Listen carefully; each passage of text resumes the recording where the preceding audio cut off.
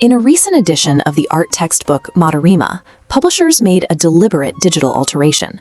They took one of the country's most famous historical artifacts and digitally obscured its nude torso. This political cartoon captures a similar cultural anxiety from a few decades prior.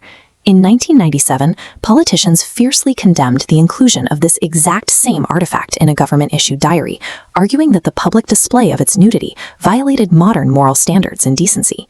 This photograph shows the actual subject of all this outrage. It is a tiny bronze figurine, measuring just 10.5 centimeters tall. She was crafted 4,500 years ago during the Indus Valley Civilization and currently rests behind glass in the National Museum in New Delhi. The Harappan script used by her creators remains entirely undeciphered today. There are no written records to consult.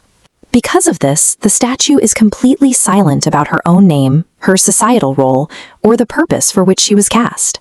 This absolute vacuum of historical facts transforms the ancient artifact into a historical Rorschach test. Without an established identity, modern audiences look at this bronze figure and see contemporary politics, moral anxieties, and cultural biases reflected right back. To understand the physical reality of the statue, we have to look at her origin.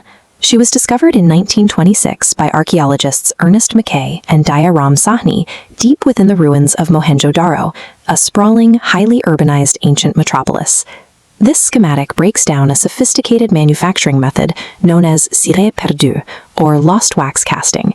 The artisan carves a wax model, encases it in clay, melts the wax out through extreme heat, and pours molten metal into the empty cavity. The successful execution of this technique proves the Harappans possessed highly advanced metallurgical capabilities. The intentional blending of copper and tin required to create this durable bronze alloy reveals even more about her creators.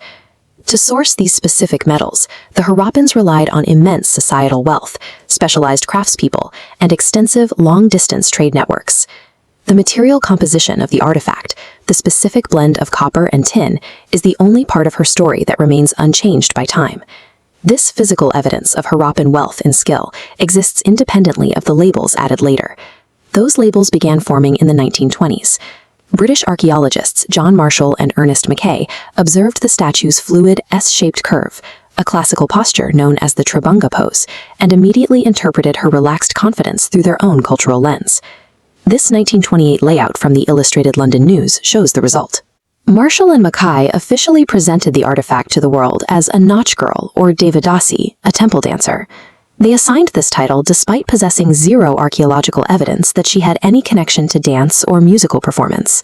This naming convention was a direct byproduct of the era.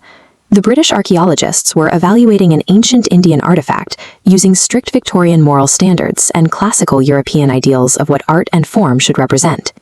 Looking at this historical photograph of 20th century performers, the connection becomes clear. The British associated the ancient artifact with the colonized native dancers that their own administration was actively trying to reform and ban from performing. The naming of the statue was an act of colonial projection.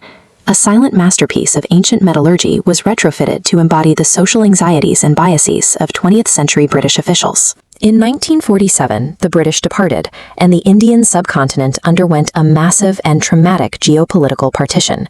The newly drawn borders split the physical sites of the Indus Valley Civilization.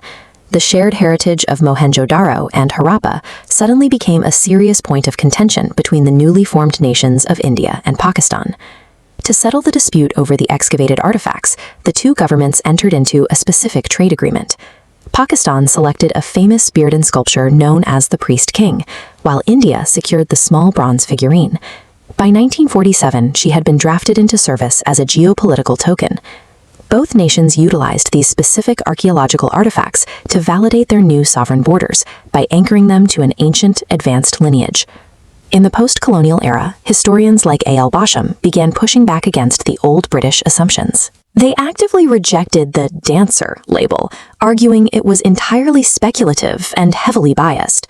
Without a definitive name tag, new theories emerge.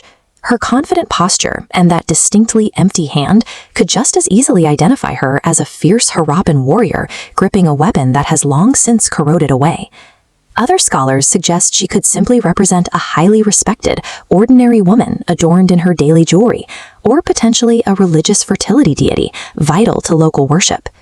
Dismantling the unsupported dancing girl moniker frees the artifact from a century of stereotyping.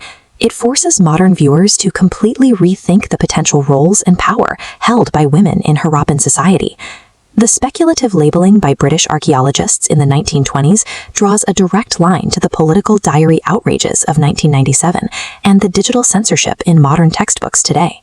Because the Harappan script remains unread, the woman cast in the bronze is permanently silent about her own story.